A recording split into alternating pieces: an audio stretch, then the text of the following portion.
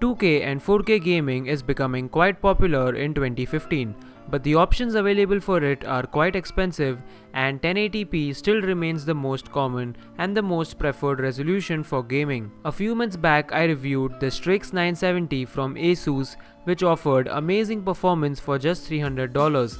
And today we have its little brother, the Strix 960, which is $100 cheaper than the 970, and it might be the best budget GPU for 1080p gaming. But how does it stack up against the 970? Let's find out. In terms of design and styling, the Strix 960 is very similar to the 970, but it is smaller and it can fit in more compact cases, which is the case in some of the budget PCs. On the front we have the typical Asus design with black color and red accents, along with two fans which are a part of the 0 decibel cooling system which we saw in the GTX 970. This means that under ideal conditions and under normal loads, the fans won't spin at all, providing you a very silent environment to work with. I like this feature a lot on the 900 series of Nvidia cards.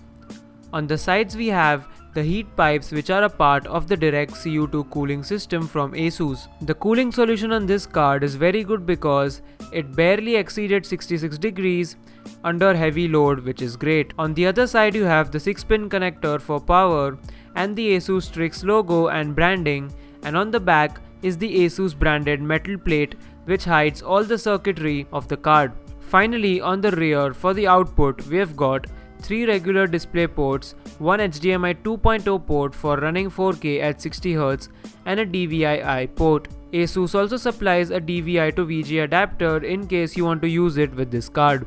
The Strix 960 comes overclocked right out of the box compared to a reference 960. It has a max base overclock of 1253 MHz and a boost clock of 1317 MHz along with 1024 CUDA cores. When it comes to overclocking this card further, using the Asus GPU Tweak app, I could get a maximum overclock of about 1430 MHz on the core, which is great as it is almost 200 MHz more than the base speed of the card. On the memory side, I settled at 7600 MHz, which is 400 MHz more than the stock clock. I am running all the benchmarks that I did with this card on the screen right now, along with some comparisons with the GTX 970 and the GTX 780, so that you guys can get an idea about the performance of this card.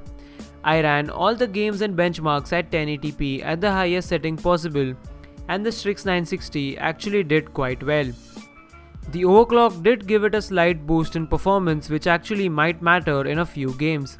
Even under heavy overclock, this card did not cross 66 degrees, which is absolutely great.